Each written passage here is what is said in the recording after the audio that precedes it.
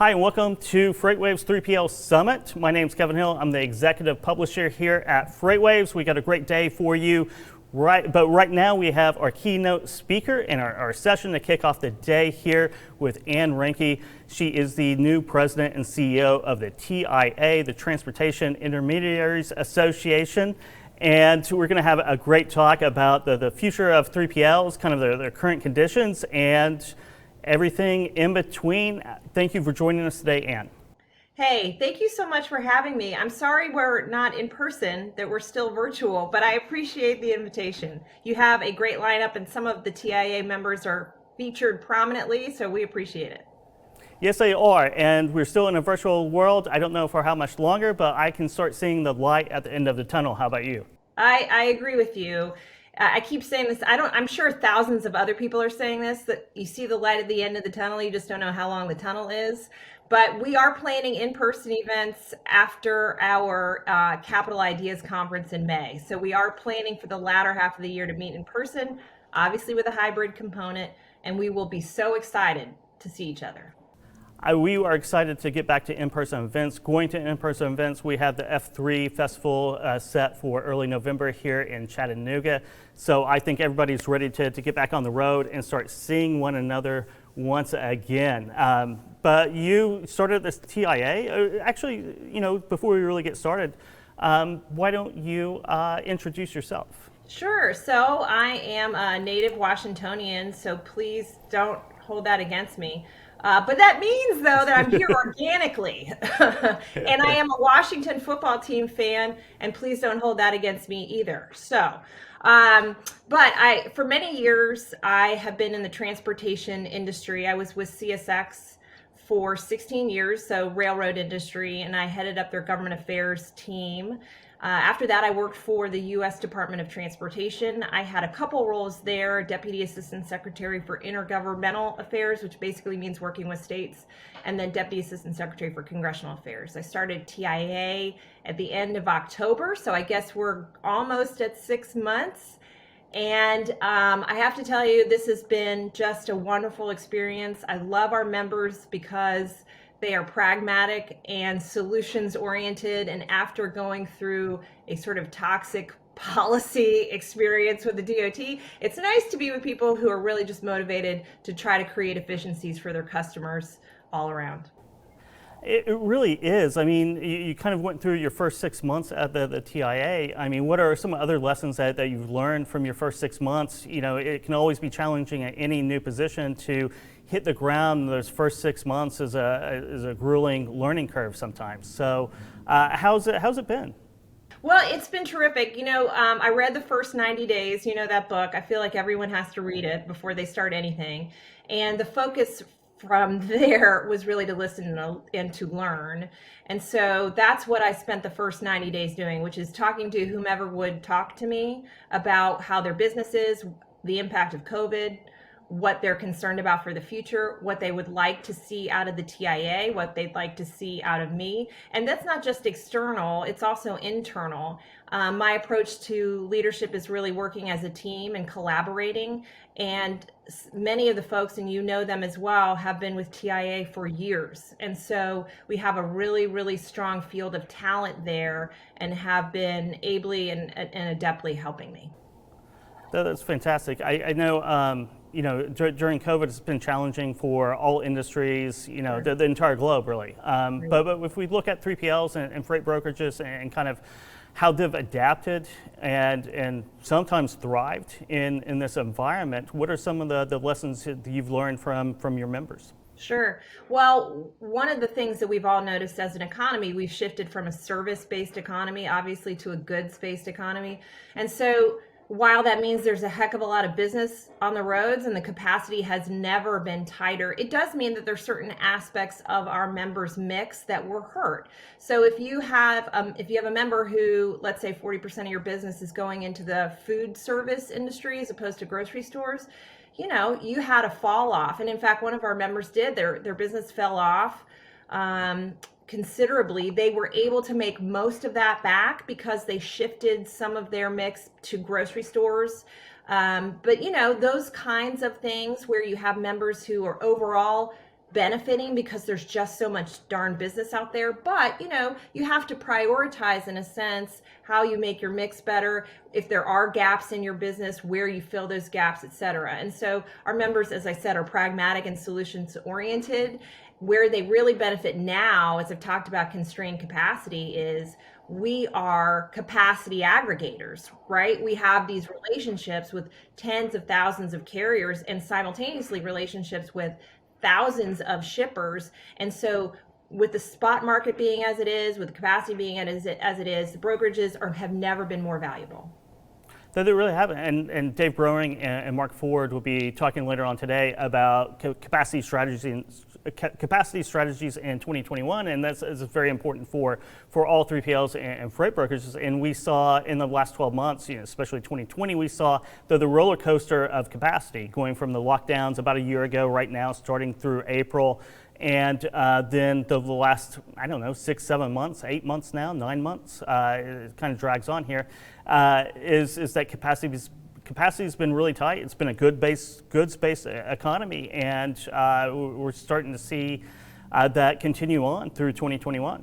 Right. And eventually, once vaccines are more present, once people have more confidence in getting out and about, sure, we're going to shift back to slightly more service-based economy. And so I think our members are already thinking that through. So how long does this last first? And then what do we do differently when everything sort of right sizes and goes back to where it has been? Because we are in a very sort of historically long period of tight capacity. So we know it will end at some point. Yeah, trucking, logistics, freight brokerage is right in there with the 3PLs. It is always volatile. It's traditionally volatile with these cycles, but over the last 18 months, or I guess 12 to 15 months, really, we've seen just volatility off the charts, and adaptability and flexibility is hallmarks of great 3PLs, and we're about to see that again, maybe whenever consumer spending goes from more goods back to more of a mix of services. As people go back to conferences, people go on airplanes, people go out and enjoy live music and live events and restaurants.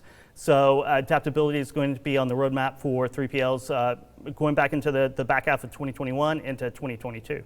You're exactly right. And and I think you would say this, I don't think I'm just bragging, but we have entrepreneurs as the cornerstone of our membership.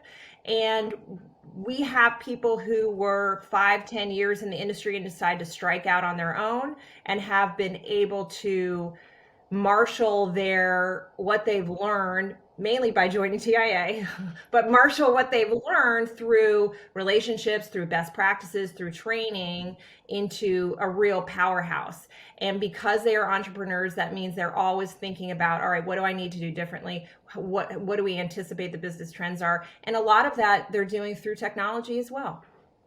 Yeah, let's talk about technology and also entrepreneurship, because you said it's a very, very much a deep-rooted entrepreneurship type of industry where a lot of people got their starts in their living rooms or their kitchens with a laptop and a telephone and a couple of subscription sets as a software and technology, and have created real businesses. I mean, really fast-growing businesses that are out there.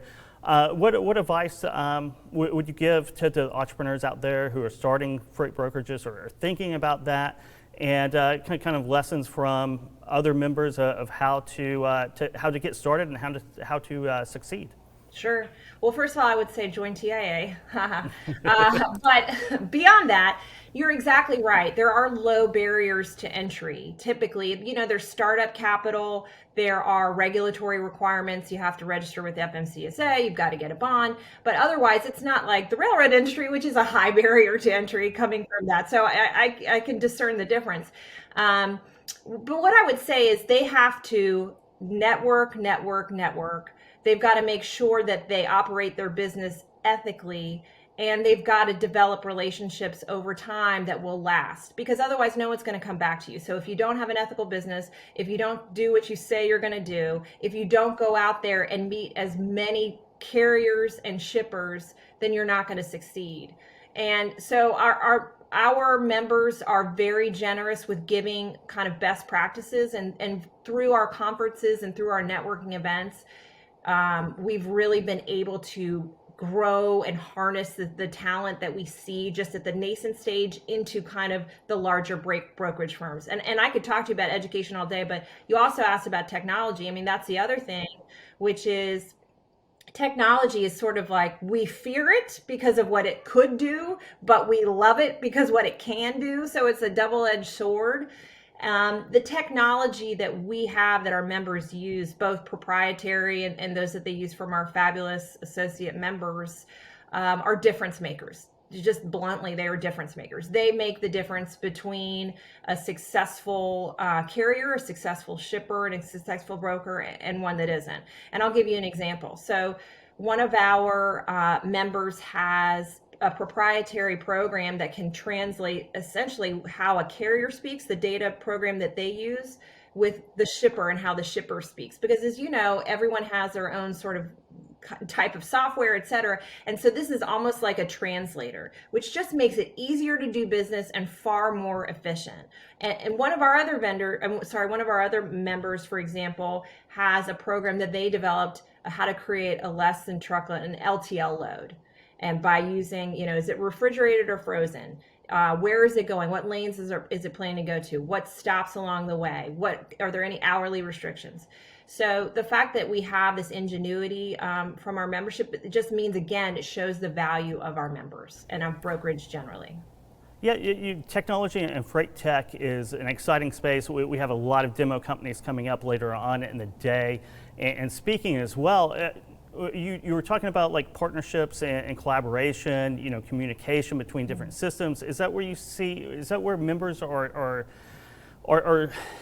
see the most positivity and the most opportunity in technology, or is there like unique applications for business needs? Yeah, I would say all of the above. Look, we have fear, obviously, of what the digitalization of freight might look like if that was, somehow going to obviate our purposes, et cetera. But quite frankly, there are so many skills that we can harness from the technology just to make it easier to do business, just to expand our reach into the carriers that are available, that are out there, and into the shippers and that are available and out there.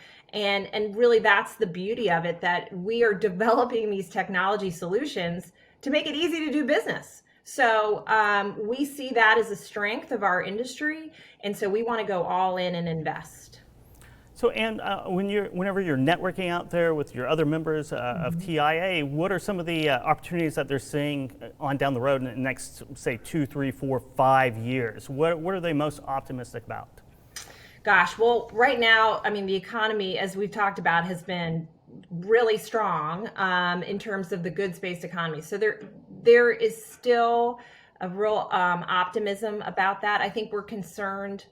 And now I'm going to sound like a wonk, but we're a little bit concerned about monetary policy and inflation and what that could possibly mean long term. But if you talk to Noel Perry, our economist, he doesn't even he doesn't think that we need to start worrying about that for the next 2 years. But that's kind of in the back of our mind. But we really see an industry that has exploded over the last decade continuing to grow. There is, like any industry, there's probably some consolidation that could happen over time, but we see vast opportunities out there. One thing that will make it better, obviously, is a healthy road system. So we're pushing on, surface transportation reauthorization, but we are very optimistic about the future and our role in it. There's something we are as well. So the Freight Intel Group, we wrote a paper about 1.5 years ago projecting out the 3PL portion of domestic truckload, right? And we're projecting out about a 50% increase over the next 10 years. So going from about 18% to around 30% or more of all truckload transactions will be with a 3PL or a freight brokerage, some kind of intermediary in that. So I think that is a trend that is technology is only fueling and driving. Is that what you're seeing from your seat as well? Absolutely. I mean, one thing that we have noticed, and you all have too, I mean, anyone who with a pair of eyes can notice, The congestion at the West Coast ports is something that we need to be concerned about, because that has a ripple effect on the supply chain. And really that means that the capacity that we're able to get is it's so scarce that it's almost like you're picking and choosing, which we don't want to be in the position of doing. But again, we're really very optimistic about it. COVID taught us a lot of things. It taught us how to expedite where we can. It gave us a lot of lessons. It also, many people did this all from home, right? And so in a way, you're sort of figuring out, all right, how we have the bandwidth to do this. We don't all have to be in person. We can make this work. What does that look like going forward? And I'll be talking about IT infrastructure and security coming up on Put That Coffee Down later on in the day.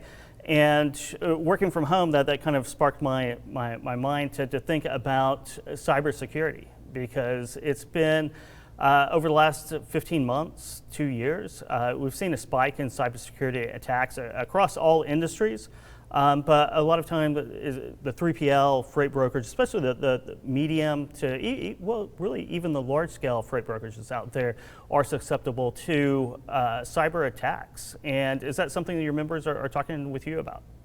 Yeah, absolutely. And I've got to tell you, I'm not a cybersecurity expert, although I did stay at a Holiday Inn. No, I'm kidding. But yes, absolutely. This is something that is concerning to us all, especially if, we have a very strong and healthy and robust VPN network with TIA. So, not every member had that. So they had to develop that. And so then you have to make sure it's not porous, right? And so how do you do that? And if you're a small broker, having the resources to pour into IT, you just may not have the funds to do so. So we try to through our vendors and through our relationships, try to provide assistance where we can, because that is a driving need. If you're all at home, Sally may have next door neighbors who are pirating cybersecurity. You just don't know, and so you've got to make sure that your systems are impervious.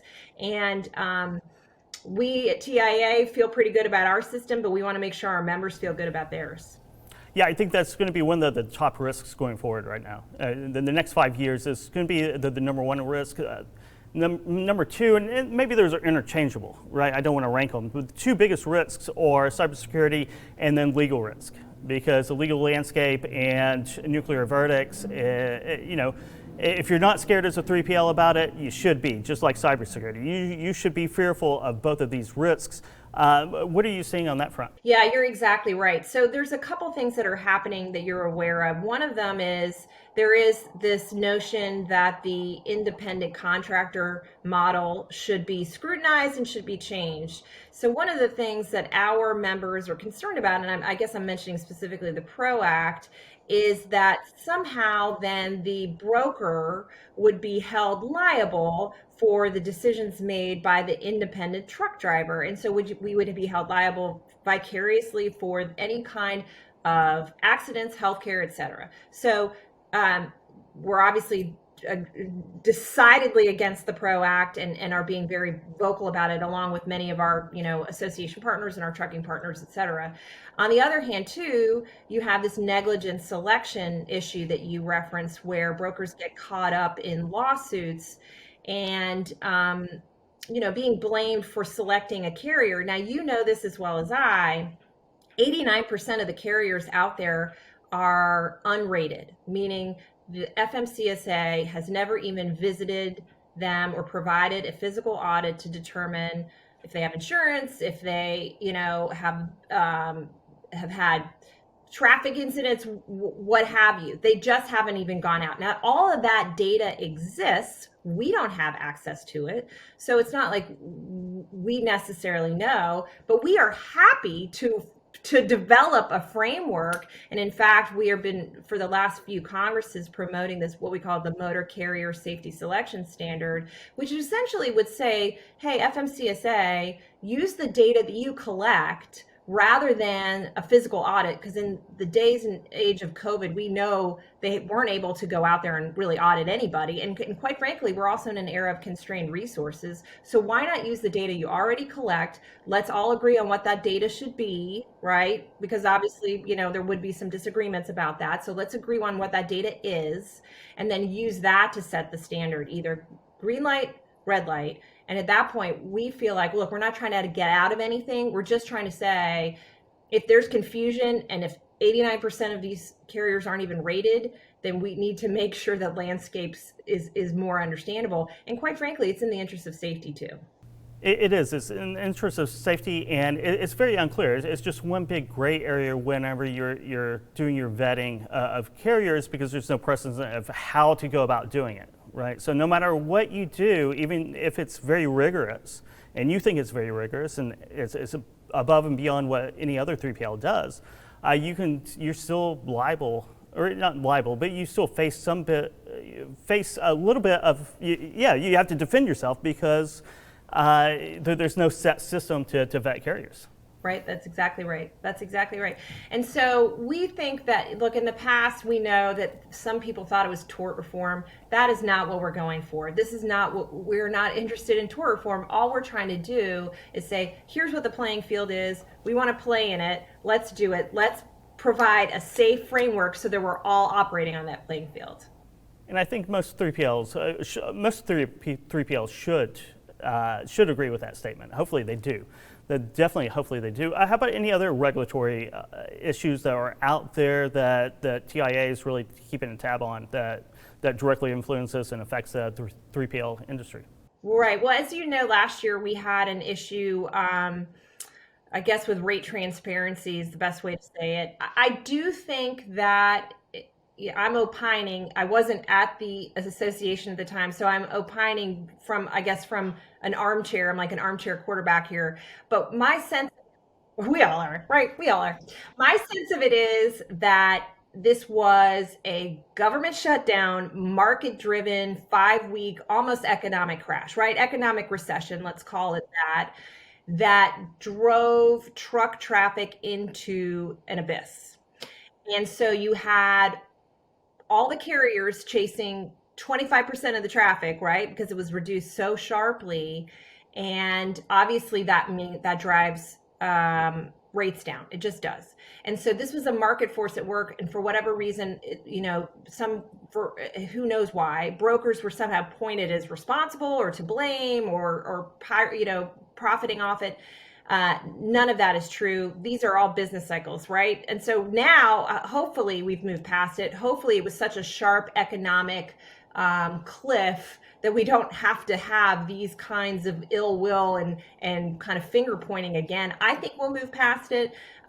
We've already talked to OIDA. We're hopeful that we can move beyond it. And as I mentioned, and as you know, there is so much truck traffic out there and so little capacity. I don't imagine that this will come back again because they have a lot of leverage, but you never know. We're just going to do our best, right? Yeah, just do your best. I mean, and not to be wonky myself, but I think in the second quarter of last year, you had 30% drop of GDP, or maybe even more. I mean, it was the most since the Great Depression. I think it even eclipsed the sharpest drop in that. So our OTVI, or outbound tender lead or tender volume index here at FreightWaves at Sonar, showed that there was times in the midweek during April of 2022 that you had less volumes moving than on a normal Christmas day, right, or a federal holiday, which is insane to think about, but it rebounded very quickly out of that as economic activity increased and spending went skewed more toward goods for the past few months, and you see spot rates up above $3 a mile in many cases, and it's been a very strong market. So I agree with that when you see a 30% drop in GDP overnight, everyone's hurting, right? The shippers are hurting, because their sales are down for the most part, or even if they're up because of panic buying, you don't know how long that's going to last, and that just feeds down through all the downstream vendors and places or goods that get trucked. You're exactly right. And our members were hurting. Everyone was hurting. I mean, for goodness sakes, we had to fight to get ourselves declared essential workers. I mean, truck rest stops were being closed. This was a very, very uncertain time. Can you believe it's been a year? I cannot believe it's been a year. It seems like it's been a decade. So Ann, let's hear your goals. You came in about 6 months ago. I'm sure you had some goals in mind. You've been there for 6 months now, and maybe some of those goals have changed a little bit, but you have a better idea of what the goals should be for the TIA going forward. What are they? Sure. Well, so when I started, I think my goals really were staff empowerment, making sure our staff felt like they were being turned to, that I wanted to turn to them to collaborate with them, and that I relied on them. So that was my first goal, and we're still, obviously that's an iterative process that doesn't stop after the first 90 days. That continues on.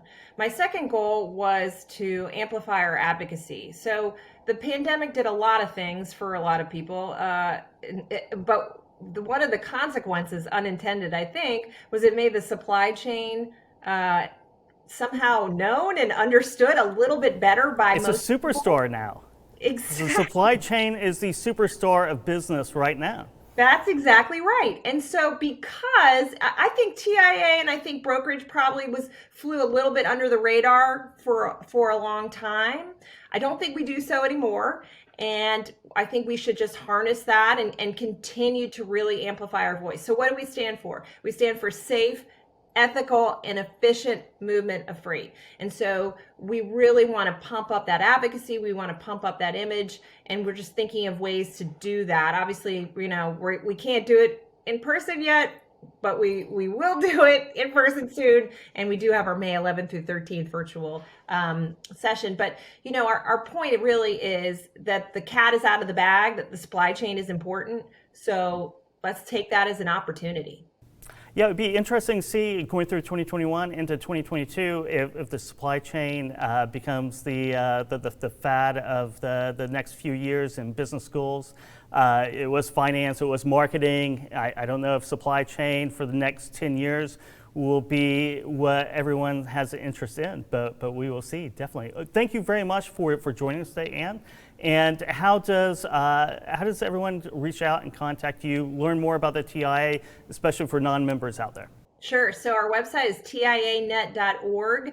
And then I'm at Reinke at tianet.org. And we're always happy to get any questions or any kind of, what if you have suggestions? I'll take them. The nice thing about being new in an organization is that I'm a blank slate. So I have no pride of authorship, and I want to take in all the information I can. Well, thank you. Thank you so much for being here today, kicking off the 3PL Summit. We have a great day in store for everybody. So stay tuned to the next Fireside Chat. Thanks for having me on, Kevin. I really appreciate it. Thank you, Ann.